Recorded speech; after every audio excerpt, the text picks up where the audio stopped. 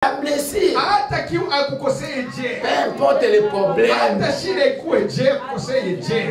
Dieu nous pardonne. Nous aussi nous sommes obligés de pardonner. Ne regardez pas la grandeur des problèmes. Oh, frère, Sadia Salanga. Oh, mobile wana salanga. Mwana mobile wana makamba salanga. Nana yeka kanaliwa. Il y a même des autres. Il fait semblant de te pardonner. Pour que puisse se venger. Ma sœur, mon frère, si tu as cet esprit-là, de garder des choses à quelqu'un qui est venu demander un pardon, et que toi tu as accepté le pardon, mais au fond de toi, tu as gardé la rancune, la l'humilié. Quand toi tu vas faire ton plan là pour faire quelque chose à lui, Dieu va intervenir. Dieu intervenant. Dieu va empêcher que ce que tu fais comme le plan puisse arriver à la personne. Parce qu'il est venu sincèrement devant toi pour te demander un pardon. Il est venu sincèrement pour te demander un pardon. Maintenant, c'est toi qui n'as pas voulu le pardonner. Ça, ce n'est pas son problème. Ça, c'est le problème entre toi et Dieu. Mais si toi, tu n'as pas voulu pardonner, tu as gardé la chose en cherchant pour se venger. Les jours où tu vas vouloir venger, Dieu ne permettra pas. Parce que Dieu regarde le cœur de la personne qui est venue à toi pour te demander un pardon. Ule mwanaume biali nifanyia anajua kulomba msamaha lakini bila itamfanyia atajuta maisha yake. Frère, restez toujours avec ces décisions. Le jour où toi tu vas prendre ton poison là pour mettre ça maintenant dans la nourriture, pour que quand il va venir manger, qu'elle puisse mourir.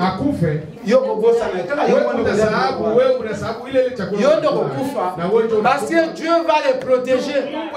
Dieu a vu qu'elle a accompli la parole de Dieu. Dieu a vu qu'elle était sincère devant toi. Elle est venue te demander un pardon.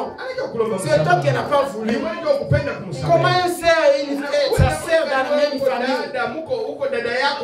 Aujourd'hui même dans les mêmes familles, il y a des rancunes entre les sœurs et sœurs. Il y a des rancunes entre les frères et frères. Vous êtes de même famille. Vous êtes de même. Mais comment vous avez des rancunes? Comment vous avez la haine? Comment vous ne vous aimez pas? Et l'autre vient devant toi. Ma sœur, j'étais blessé. Pardonnez-moi. Tu es toujours ma sœur. Tu seras toujours ma sœur. Je n'aurai pas une sœur comme toi. Pardonne-moi ce que je fais. Et toi, comme tu as un thème à ma belle, comme tu as un cœur là, comme un thème à l'ibanga, mon thème à Satana. Il est roh ya Shetani. Il y a l'autre qu'est-ce que tu penses? Moi je vais pardonner. Ok, on va voir. Tu restes avec la haine. Ta propre sœur, mais tu as haï. Tu as un mauvais cœur vers elle. Mais elle est venue devant toi te demander un pardon. Tu n'as pas voulu le pardonner. Tu cherches comment à se venger. À ta propre sœur, à ta propre frère, à ton mari. Ma sœur, quel esprit tu t'allumes? Quel esprit que tu as? La parole de Dieu. Dieu c'est pardon. Et quand tu habites dans ton cœur, tu dois pardonner. Peu importe les problèmes, peu importe les rancunes que vous pouvez avoir. Si quelqu'un vient devant toi, il te demande un pardon. Pardonnez-lui. Et oubliez. Ne restez pas seulement à pardonner. Après pardonner, il faut maintenant oublier. Tu veux te délivrer, tu veux te libérer, apprendre à pardonner.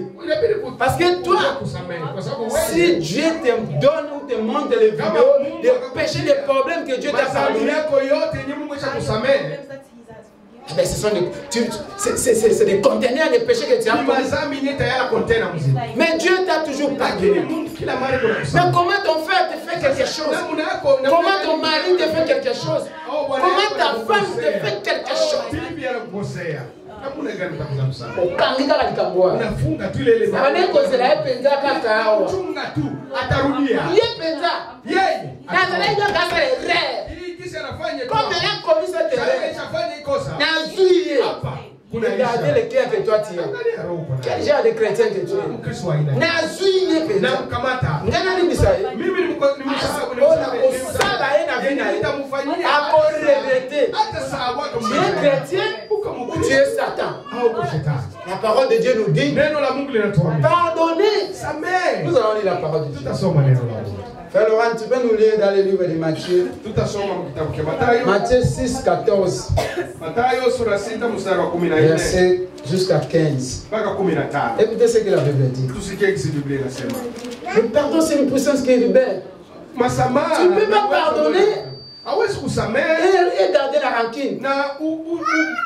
Quand tu pardonnes, il faut oublier. Le pardon ne se limite pas seulement en pardonnant. Tu pardonnes. C'est la première étape. La chose qui suit, c'est oublier.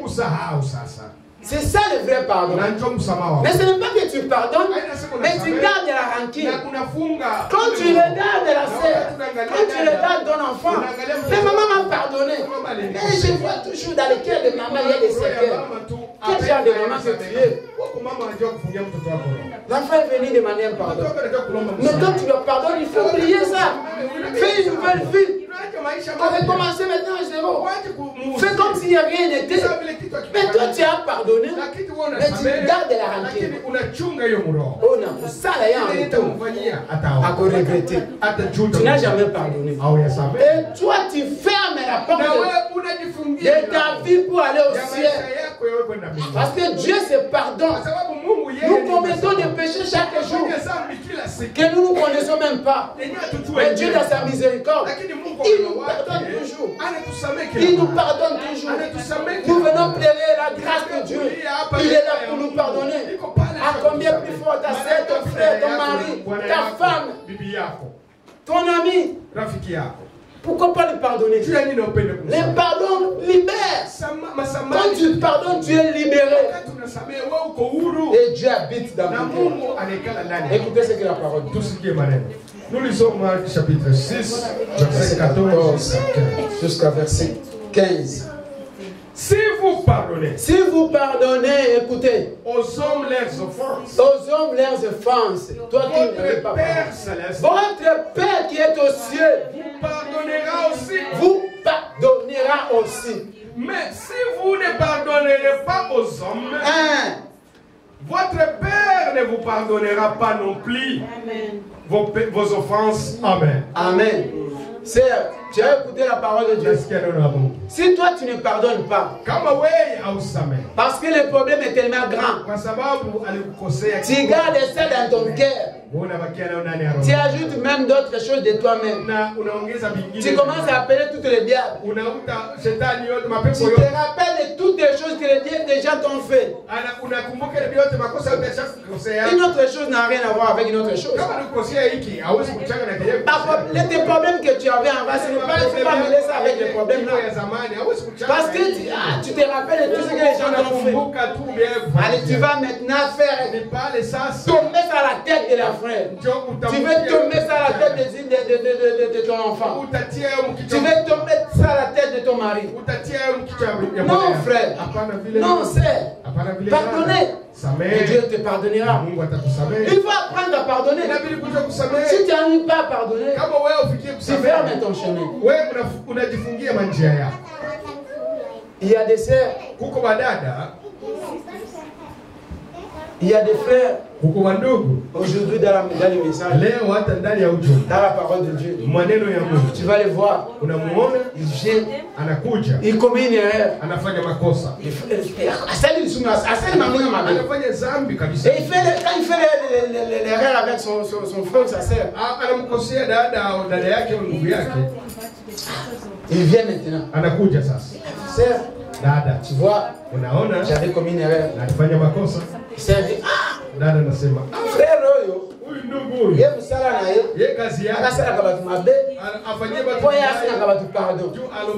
La Bible dit, pardonnez 77 000 fois. Les pardons n'ont pas de limite. Hein, c'est frère, les pardons n'ont pas de limite. Toi, pardonnez seulement. Donnez-lui la place. Et quand tu le pardonnes là, oubliez. Ne laissez pas la chose dans ton cœur. Ce n'est pas seulement pardonner, mais il faut vraiment oublier que ce problème-là puisse quitter ton cœur. Tu puisses être une nouvelle personne. C'est ça un vrai pardon. Un pardon sincère. Et ce pardon-là, Dieu va t'élever. Ce pardon-là, Dieu va t'accompagner. Ce pardon-là, tu seras un homme fort. La personne là qui t'a connu, il t'a blessé. Quand il va te rencontrer, il aura même honte de te voir. Ma camarade, c'est joli. Fais à l'Imisamba. Il aura honte de te regarder. Mais toi, tu vas l'approcher. Cette dame-ci, elle est comment? Je lui ai blessé de toute sa vie. Je lui ai fait du mal. Christine, quand tu le pardonnes, tu vas se poser la question. Est-ce que c'est Dieu qui habite dans les cœurs de cette femme ou c'est une autre personne? C'est que je lui ai fait. Et j'ai demandé pardon. Il m'a pardonné. Non. À cause de ça, il peut même se répartir. À travers le pardon que tu as pardonné, ça va l'amener même à croire. Est-ce qu'il sera ou elle sera étonnée? Il va se poser la question. C'est pas possible. Ce que j'ai fait, les mal que j'ai commis à faire, mais il m'a pardonné. Et il m'embrasse. Et il a oublié. Non. Il faut que cet homme, c'est un Dieu. Ce n'est pas un homme, c'est un Dieu. Dieu habite dans cet homme. À travers ça, tu peux amener quelqu'un à croire la parole. À travers seulement le pardon que tu as pardonné, tu as la prêché. C'est toute une prédication. Et à travers ça, la personne peut même croire à la parole. Juste pour le pardon. Mais quand tu pardonnes, il faut oublier ma soeur.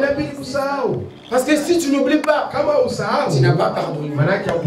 Si tu n'oublies pas, les pardons n'étaient pas sincères. Lui, il est venu te demander pardon. Mais avant tout, toi, tu n'as pas pardonné sincèrement. Et c'est toi qui vas vivre maintenant avec la culpabilité. Tu vivras avec la culpabilité. Et tu vas fermer les chemins de ta vie. Parce que dans tout ton chemin, tu auras cette haine qui va habiter dans ton cœur. Tu auras cette colère. Tu auras cet esprit. Même quand tu le vois seulement en distance, même si quelqu'un parle seulement de la personne là, toi tu as la haine, tu as la colère. Le Saint-Esprit n'habitera pas dans ton cœur. Dieu ne marchera pas avec toi. Parce que tu n'as pas pardonné. Et tu n'as pas oublié. Pardonner et oublier. Ces deux choses marchent ensemble. Si tu veux que Dieu habite en toi, il faut que tu puisses pardonner. Vous savez, je vais vous dire une chose. Aujourd'hui, je veux qu'on puisse être quand même sincère. Nous allons terminer. On va se marier, frère. Et on va terminer. Mais je voulais parler quelque chose. On va quand même être sincère entre nous. C'est vrai. Ce qui passe dans ta vie, ce qui te tourmente, ce qui te dérange, ce qui te complique, ce n'est pas les démons. Je vois des gens aujourd'hui, des frères, des sœurs, des chrétiens. Beaucoup de chrétiens aujourd'hui, ils prennent les les avions, ils dépensent de l'argent pour aller chercher là où on peut les faire les délivrances. Ma soeur, ce n'est pas aller quelque part pour la délivrance, c'est à toi-même. Tu peux dépenser des millions. Tu vas là-bas pour chercher la délivrance et puis tu retournes les mêmes personnes. La délivrance, la vraie délivrance, ça vient à toi-même. Et ça va venir à toi-même comment? Quand tu as le temps avec Dieu. Quand tu prends le temps avec Dieu, aussi longtemps que tu prends du temps avec Dieu, aussi longtemps que la délivrance va entrer dans ta vie. Ce n'est pas parce que tu as écouté là-bas, on t'a dit il y a un prophète, il y a un pasteur qui délivre les gens. Oui, tu vas aller, il va prier pour toi. Tu vas lui donner les dollars. Mais après, quand tu vas retourner, tu seras toujours le même. Mais la vraie délivrance va commencer à toi-même. C'est à toi-même de prendre une décision. C'est à toi de prendre le temps avec Dieu. Ne cherchez pas le diable par-ci par-là. Non, le diable c'est toi-même. Cherchez seulement à débarrasser le diable dans ta vie. Prends un temps. Un temps. Un petit temps pour Dieu. Vous savez pourquoi les disciples s'étaient remplis du Saint-Esprit? Parce que les disciples de Dieu, ils avaient tout son temps avec Jésus-Christ. Tout leur temps, plusieurs temps, ils passaient ça avec la parole. Maintenant, combien de temps toi tu passes avec la parole de Dieu? Si tu veux que Dieu habite en toi, si tu veux être délivré de tes péchés, si tu veux être délivré de l'esprit qui est en toi, ce n'est pas aller où, je ne sais pas, chercher dans les grandes églises, dans les grandes... Non. Ça n'a rien à voir. C'est à toi-même, ma soeur. C'est à toi-même, mon frère. Si tu prends le temps avec Dieu, tu prends le temps de prier Dieu, c'est là où tu vas te délivrer. Sinon, tu viendras toujours ici. On continuera à prier pour toi, mais tu ne seras jamais délivré. Il faut avoir du temps avec Dieu. Chercher le temps avec Dieu. C'est ça qui a fait que les disciples puissent avoir le Saint-Esprit. Parce que les disciples marchaient avec Dieu. Ils ont pris le temps pour Dieu. Et c'est ce qui a fait qu'ils puissent être remplis du Saint-Esprit. Être remplis de Dieu. Mais toi, tu n'as pas le temps avec Dieu. Moi, mon travail, c'est de prêcher la parole, de connecter avec Dieu. Mais ce qu'il faut de ton délivrance, il faut que toi-même tu puisses avoir le temps pour Dieu. Chercher le temps pour Dieu. Les disciples travaillaient. Les disciples avaient aussi des occupations. Ils avaient un temps pour le maître. À chaque moment que le maître avait besoin d'eux, ils étaient là présents pour répondre, pour être attaché à la parole de Dieu. Si tu veux être délivré, si tu veux que Dieu habite dans ton cœur, cherche un temps pour Dieu. Si tu as un temps pour Dieu, tu vas voir que Dieu aura la place dans ton cœur. Et quand Dieu a la place dans ton cœur, tu seras une autre personne. Tu seras différent. Les gens vont te poser des questions. C'est elle ou ce n'est pas elle? C'est lui ou ce n'est pas lui? Non, juste il a cherché un temps pour Dieu. Il a pris un temps pour Dieu et il a pris un temps pour le monde. Tu ne peux pas commencer seulement à rassembler toutes choses, ma soeur. Il faut un temps pour la parole de Dieu. Il y a un temps pour aller travailler. Il y a un temps pour s'occuper de la chose de ce monde. Si tu veux te délivrer. Mais si tu n'as pas le temps pour Dieu, tu vas continuer. Tu vas commencer toujours à avoir des démons, à chercher des diables. Oh, balokanga. Oh, maman les kalokanga. Oh, na famille na biso balokanga. Oh, na famille na biso to balakate. Oh, na famille na biso to problème. Oh, tu chercheras les diables.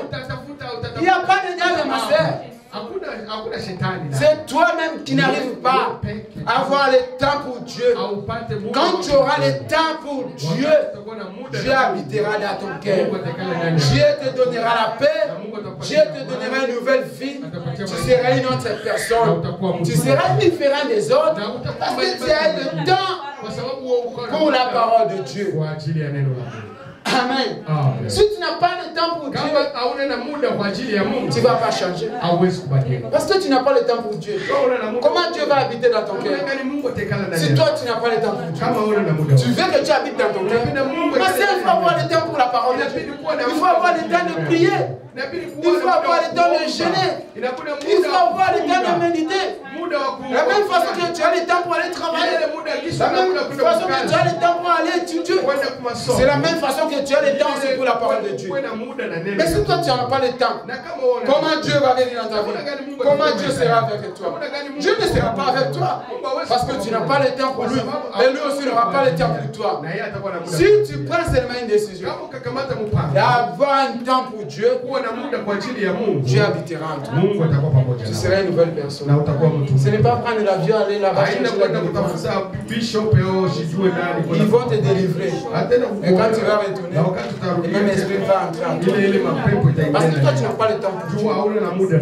Mais si tu prends le temps pour Dieu, même ici seulement là, tu confies ta vie à Dieu, tu seras une autre personne. Et Dieu va t'accompagner. Si cet été, nous allons écouter Frère Branham. Nous allons s'arrêter là.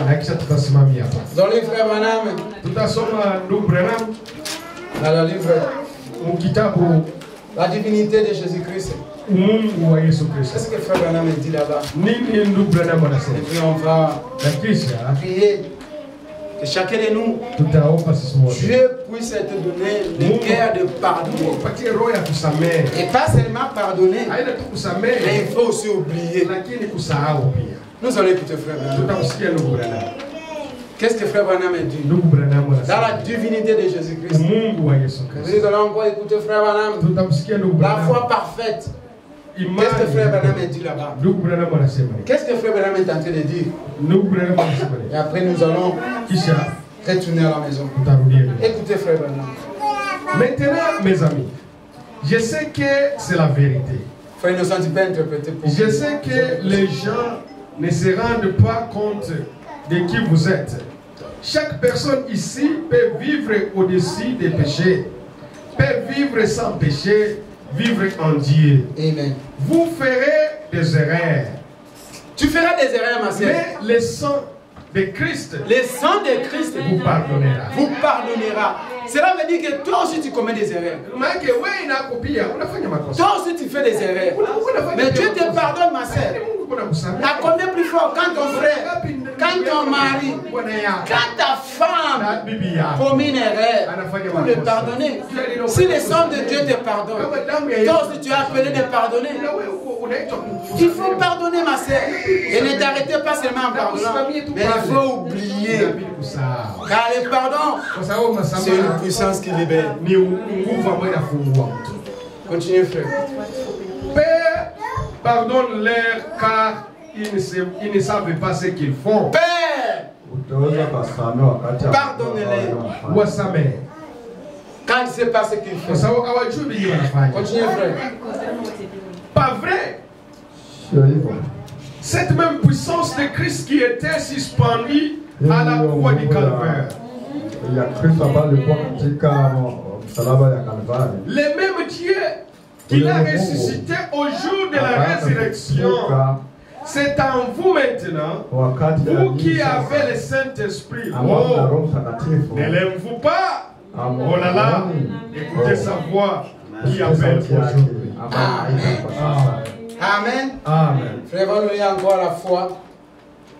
Dans le deuxième brochure, la foi parfaite. C'est toujours pour le pardon. Nous allons terminer.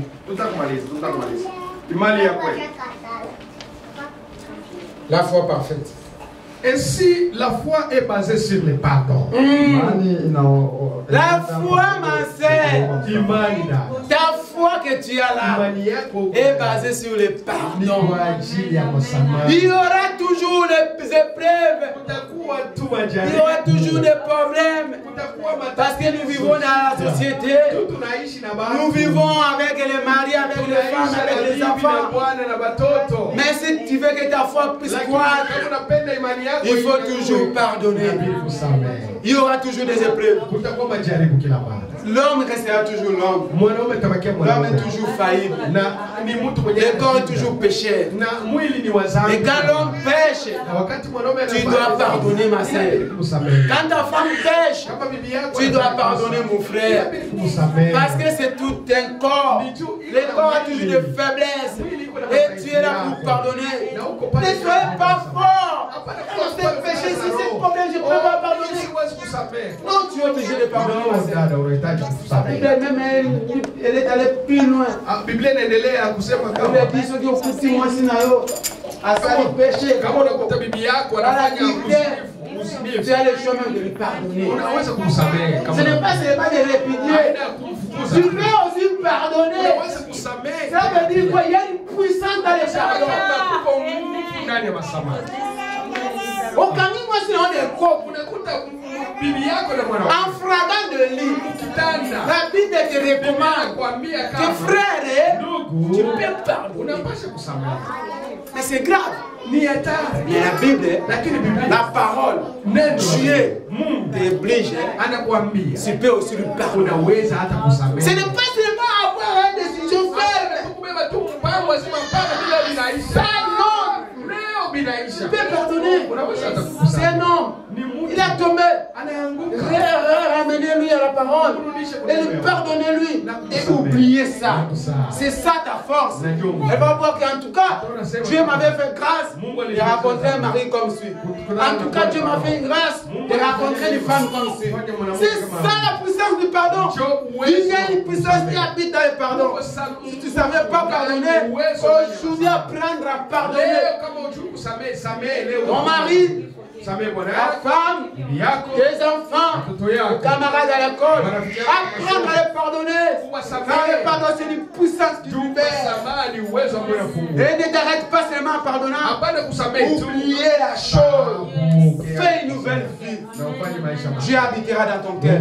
Mais si tu pardonnes, tu gardes la chose, Dieu n'habite pas dans ton cœur.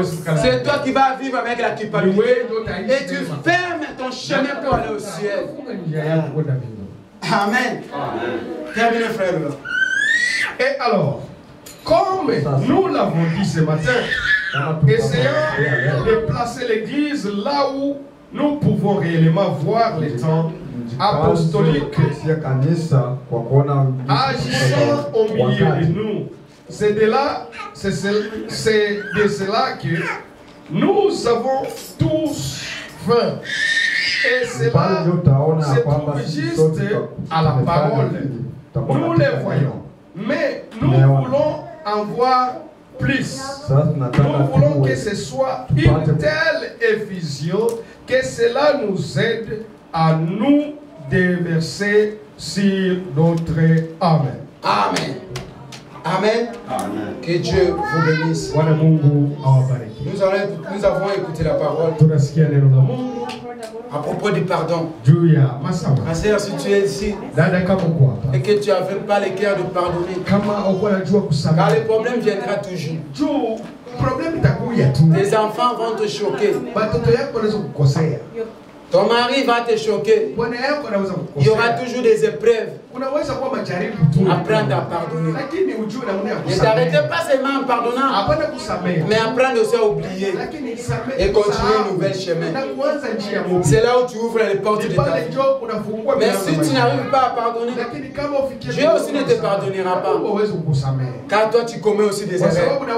Toi aussi tu faillis chaque jour. Toi aussi tu commets des péchés. Mais Dieu te pardonne. Toi aussi tu es appelé de pardonner. Que Dieu vous bénisse.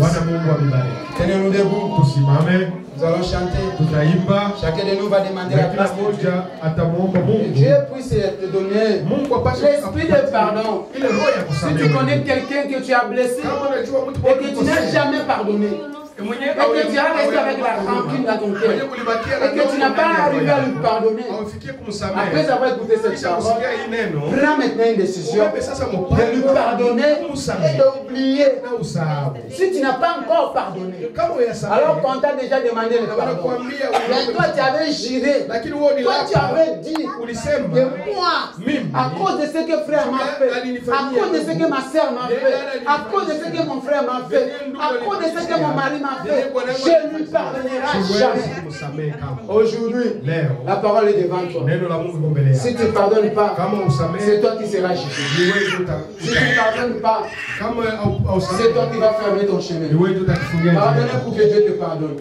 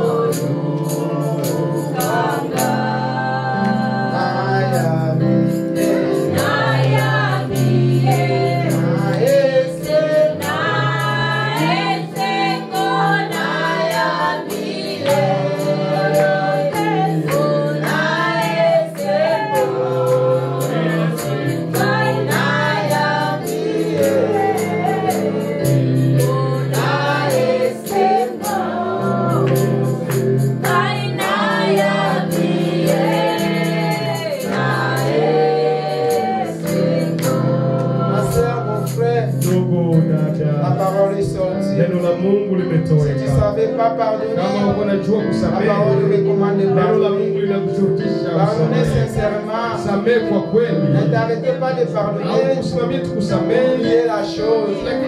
Même contre les grandeurs de péché, même contre les grandeurs de problèmes, la parole te recommande de pardonner et d'oublier ça, de recommencer avec Dieu. Pardonner, c'est une puissance culinaire. Si tu pardonnes, Dieu te pardonnera. Nous sommes appelés à pardonner. Il n'y a pas la limite pour le pardon, ma soeur, mon frère. Demandez à Dieu de te donner l'esprit de pardonner. Si tu n'en fais pas ça, aujourd'hui, ma soeur, après avoir écouté cette parole, tu es appelé de pardonner. Ouvre ton chemin pour le ciel. Prions le Seigneur.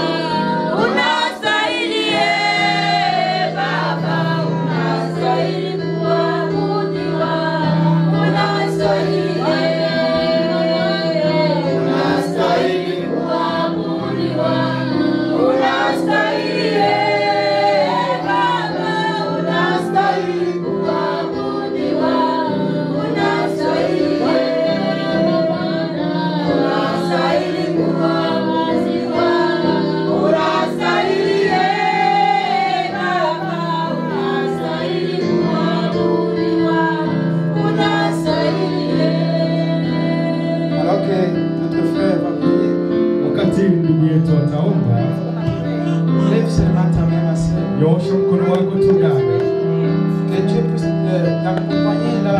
Ouvre ton cœur.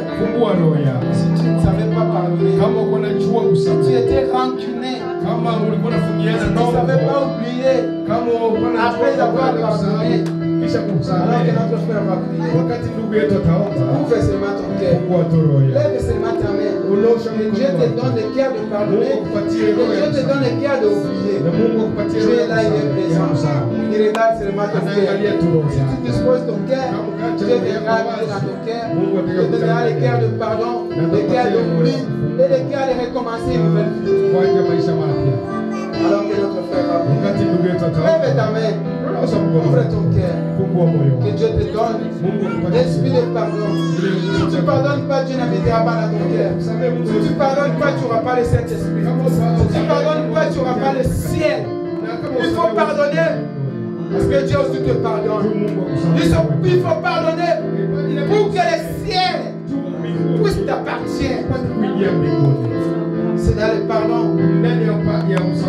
que Dieu habite. C'est le pardon qui t'élève. C'est le pardon que tu fais une grande personne. C'est le pardon que tu fais héros. C'est le pardon que tu fais le vainqueur. Quand tu pardonnes, tu habites dans ton cœur. Et Dieu marche avec toi. Lève ta main, ma sœur. Que Dieu puisse entrer dans ton cœur. Alors que le frère va prier. Mon frère, nous rentrons plus prier. Retirez cette œuvre. Qu'il puisse se laisser aussi cette semaine entre les mains. Prions le Seigneur. Seigneur notre Dieu, notre Père, merci pour les précieuses paroles. Seigneur, tu as vu nos cœurs. C'est pourquoi tu nous as parlé à propos de pardon, Seigneur. Tu nous as dit à travers ton serviteur que le pardon c'est une puissance qui libère, Seigneur. Et pour pardonner, Seigneur, il faut avoir le courage. Seigneur, donne-nous le courage de pardonner les frères. Donnez-nous le courage d'aller vers celui qui nous a offensés, Seigneur, pour que nous puissions les pardonner, Seigneur. À combien de fois toi tu nous pardonnes, Seigneur? Oh l'Éternel, le pardon, c'est ce qui montre même ce que nous avons la foi. Oh Seigneur, qu'il y a les autres qui ne disent pas je ne pardonne jamais.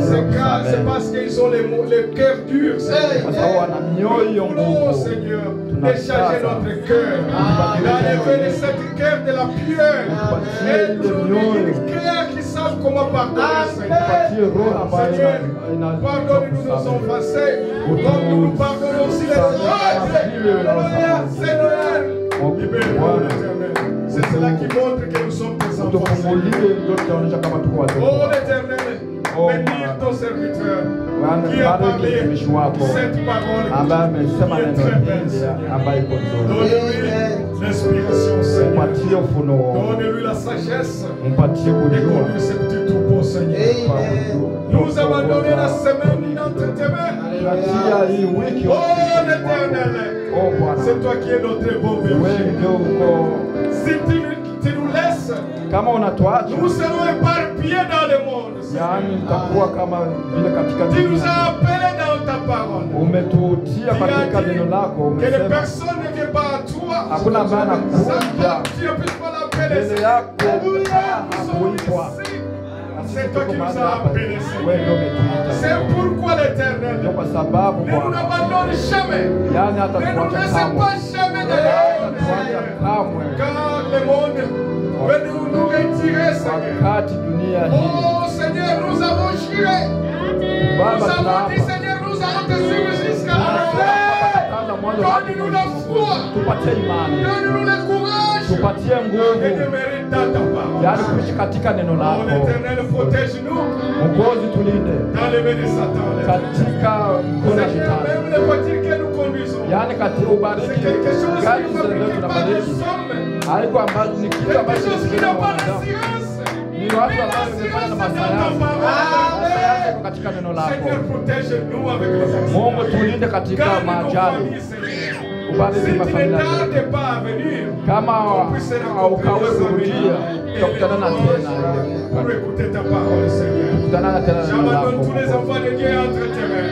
Seigneur, protège-nous contre les péchés. Comme le monde est plein du péché, Seigneur. Tu as prié à cause de nous, Seigneur. Tu as dit, Seigneur, je prie pour eux. Ne regardez parce qu'ils sont dans le monde, mais ils ne sont pas de ce monde. Seigneur, nous ne sommes pas de ce monde. Regardez-nous, Seigneur, contre le monde. Protège tout l'éternel. Amen. Amen. Que Dieu vous bénisse. Nous sommes arrivés à la fin. Que le Seigneur vous bénisse pour votre présence. Que Dieu bénisse tous ceux qui soutiennent, ceux qui sont encore dans la faiblesse.